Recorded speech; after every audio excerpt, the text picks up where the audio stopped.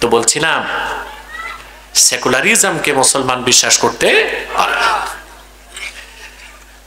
এটা মনে হয় কিয়ামতের আলামত। আগে ওরা বলতো ধর্মনিরপেক্ষতার কথা, আর এখন লেবাসদারি মৌলবীরাও বলতেছে ধর্মনিরপেক্ষতার কথা।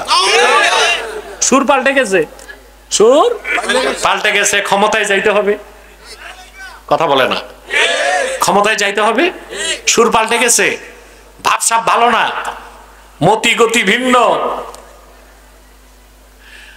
আমরা যারা নন পলিটিক্যাল ফিগার, অধিক সংখ্যক আলেম বাংলাদেশে রাজনীতি করে না, তবে কোরআনের রাজনীতিকে বিশ্বাস করে। অধিক সংখ্যক বাংলাদেশের আলেম ওলামা পীর মাশায়েখ রাজনীতি করে না, তবে খেলাফতের রাজনীতিকে বিশ্বাস করে। তাদেরকে তো ঠিক থাকতে হবে। ওদের কাছে রাজনীতির হিসাব, কে কোথায় আসন নেবে। আমাদের কাছে ক্ষুদ্র আসন কোনো মূল্য নাই। আমরা বৃহৎ স্বার্থ চাই। আমরা দেখতে চাই বেঁচে থাকতে বাংলাদেশে ইমারতে ইসলামিয়া প্রতিষ্ঠিত হয়েছে। চান না? আপনি ধর্মনিরপেক্ষতাকে মেনে নিতে পারেন। হ্যাঁ, অন্য ধর্মের মানুষের স্বাধীনতা ওটা ভিন্ন জিনিস। ওটা কি ভিন্ন জিনিস? আমার ভাইয়ের, আল্লাহ রাব্বুল আলামিন স্পষ্ট করে দিলেন আল্লাহ কর্তৃক স্বীকৃত দিন কয়টা? মনোনীত দিন, নিস্তারের পথ, মুক্তির পথ। বড় শ্বাস নিয়ে বলেন নাম কি? সুবহানাল্লাহ।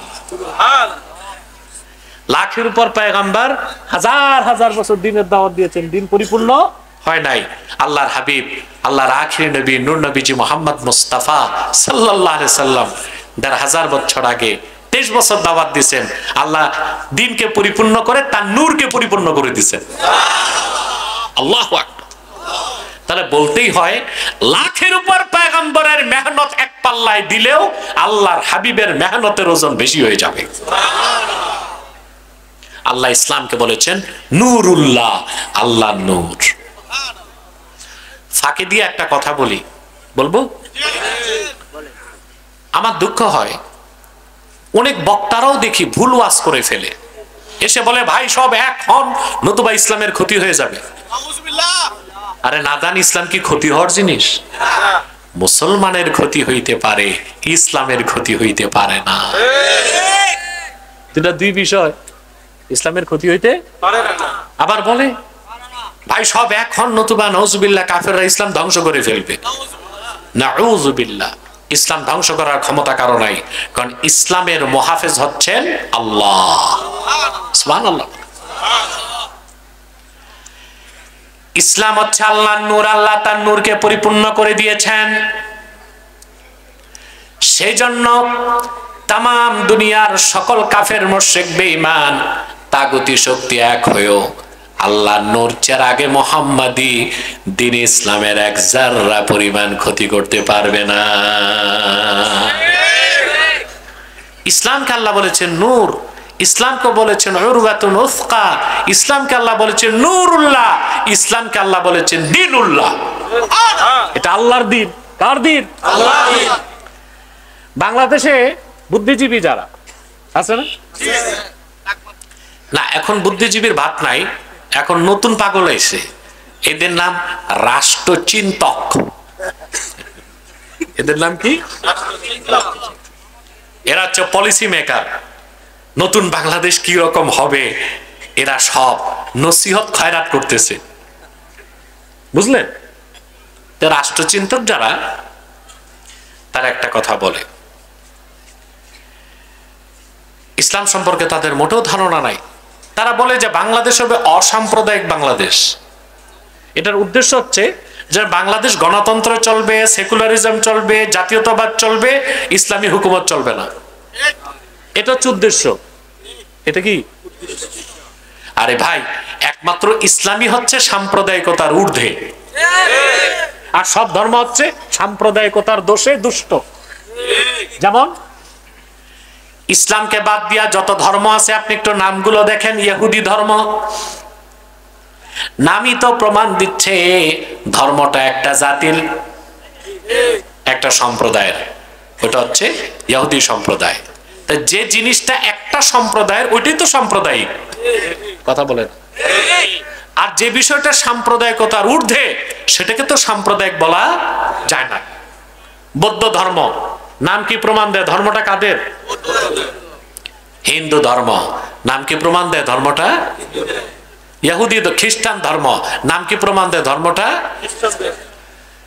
কিন্তু আল্লাহর কোরআনের শুরু থেকে শেষ পর্যন্ত কোথাও তন্ন তন্ন করে একটা শব্দ পাবেন না আল্লাহ ইসলামকে বলেছেন দ্বীনুল মুসলিমিন, মুসলমানের ধর্ম কোথাও বলেন নাই, বরং আল্লাহ বলেছেন ইসলামকে দ্বীনুল্লাহ, এটা আল্লাহর দ্বীন, এটা আল্লাহর ধর্ম। বলেন সুবহানাল্লাহ। আল্লাহ রাব্বুল আলামিন বলেন ইযা জাআ নাসরুল্লাহি ওয়াল ফাতহ ওয়া রাআইতান নাসা ইয়াদখুলুনা ফি দীনিল্লাহি আফওয়াজা।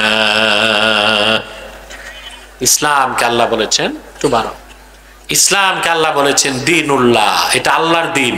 কার দ্বীন? আল্লাহর। জমিন হচ্ছে আরদুল্লাহ, দিন হচ্ছে দ্বীনুল্লাহ, আমরা হচ্ছে ইবাদুল্লাহ। জমিন কার? আল্লাহ। আরদুল্লাহ। দিন কার?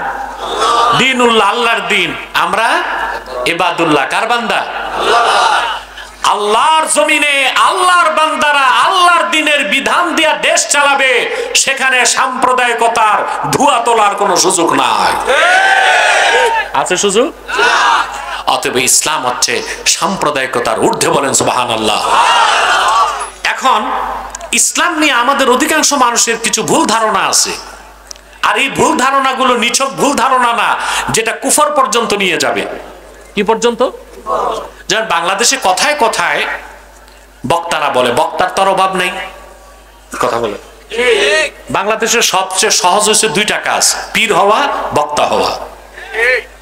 পীর হওয়া, পড়া নাই লেখা নাই, দাদা পীর ছিল, বাবা পীর, ছেলেও পীর। ছেলেতে এমনি না, পীরানি পীর দস্তগীর লিখে বসে আছে। মুরিদ কয়খানা আছে?